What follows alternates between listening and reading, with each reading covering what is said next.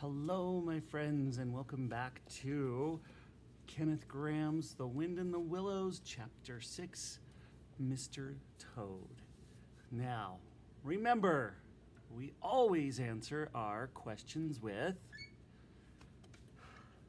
Okay, I heard like 3 of you. We answer all questions with... That's right, with complete sentences. I know I sound like a broken record, but the reason why I'm sounding like a broken record is because some of you are still just giving one-word answers. Some of you are forgetting that at the end of each sentence you put a... Again, some of you are forgetting at the end of each sentence you put a period. And you've always got to start with a capital. It would be as if I was responding to you if I just said, chocolate. What? I like to eat chocolate would be a complete sentence. Let's be careful. Make sure you do it, because I would love to stop reminding you to use a complete sentence. So try it out. All right, let's get started. Chapter 6, Mr. Toad. It was a bright morning in the early part of summer. The mole and the water rat were just finishing breakfast when a heavy knock sounded at the door. The mole went to answer. The rat heard him utter a cry of surprise. Mr. Badger! The badger strode heavily into the room. The hour has come, said the badger. What hour? Asked the rat. Whose hour, you should ask, replied the badger. The hour of Toad. I'm going to straighten out this miserable life today. Toad's hour? Hooray! We'll teach him to be a sensible toad, cried the mole. A new motor car is being delivered today, continued the badger. At this moment, Toad is busy dressing himself in that awful driving outfit. He must be taken off the road. They set off immediately and reached Toad Hall to find, as the badger had said, a shiny new motor car in front of the house. The door of the house flung open. Toad, dressed in goggles, cap, boots, and a large overcoat, came swaggering down the steps. He was pulling on his long driving gloves. Hello, Toad cried cheerfully. You're just in time to come for a... Toad noticed the stern looks of his friends. Badger walked a few steps.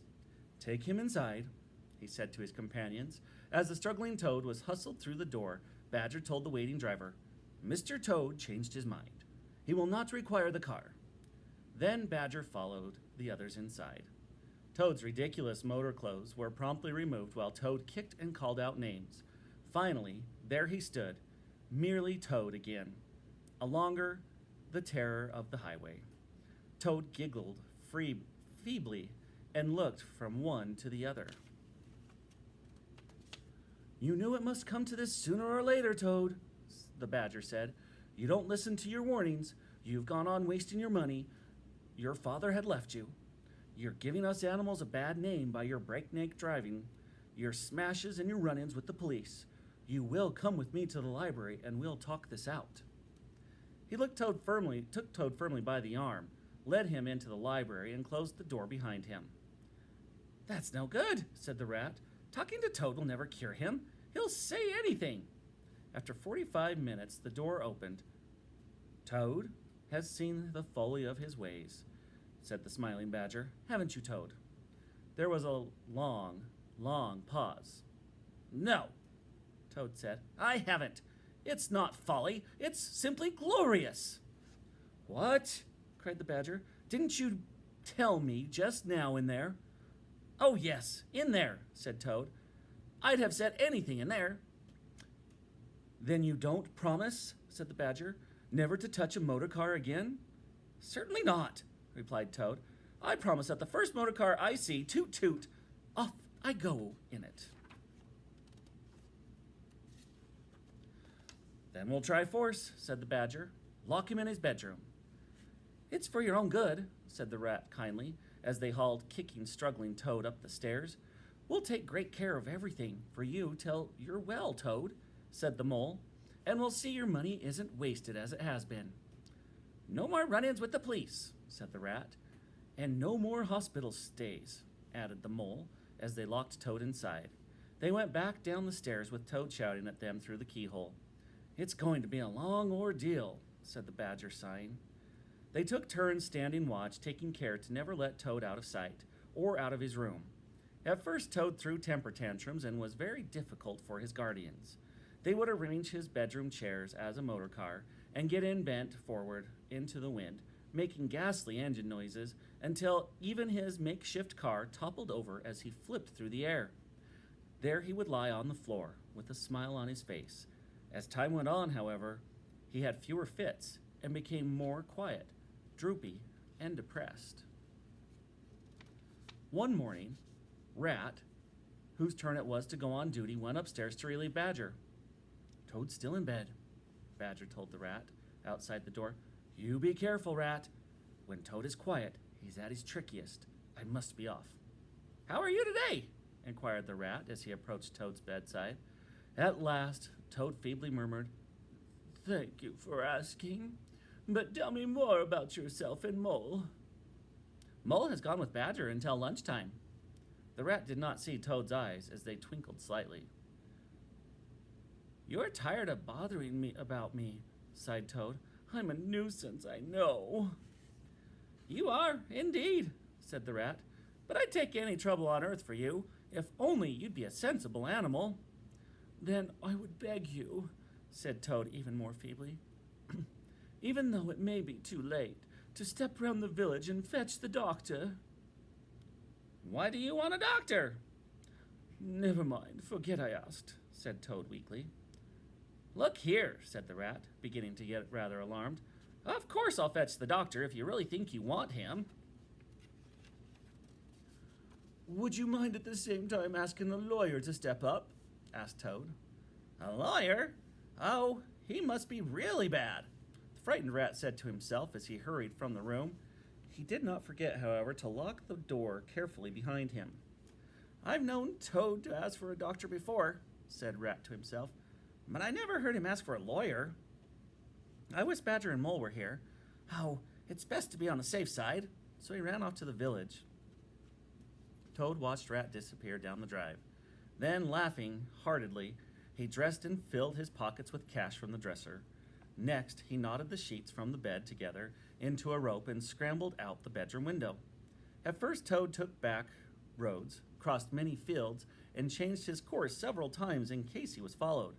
But now, feeling safe, with the sun smiling brightly on him, he danced along the road in his satisfaction and conceit. "Smart piece of work," chuckled Toad.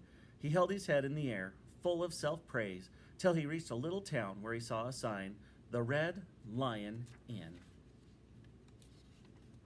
This reminded him he had not eaten that day. He marched into the inn and ordered lunch.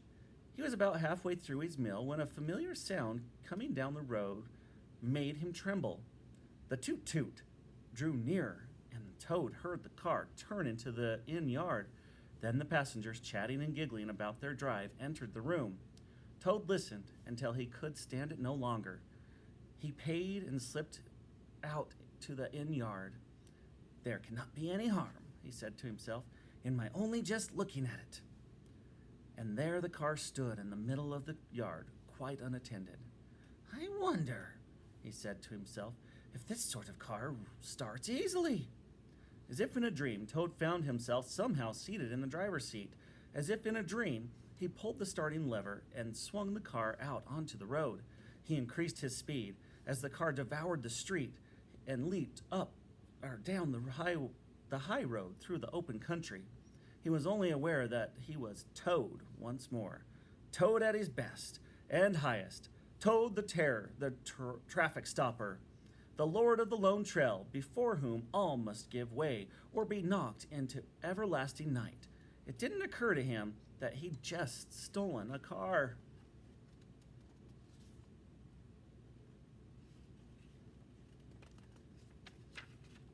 "Mr. Clerk," observed the judge, "will you tell us the stiffest penalty we can impose?" The clerk scratched his nose with his pen and looked at Toad. "I'd say 12 months for theft, 3 years for the furious driving, and 15 years for being rude to the police. Those figures, if added together, tot up to 19 years. I'd make it an even 20.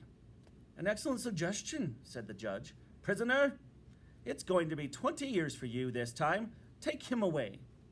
Then the brutal assistants of the law fell upon the unlucky Toad. They loaded him with chains and dragged him from the courthouse, shrieking, praying, protesting, across the marketplace, and into the deepest, darkest dungeon of the best guarded jail of the strongest castle in all the length and breadth of Merry England. All right, that does it for Chapter 6, Mr. Toad. Remember, you've got to answer with complete sentences, and then maybe I can stop reminding you every time. Have a great rest of your day. Make sure you click submit, and we'll see you tomorrow.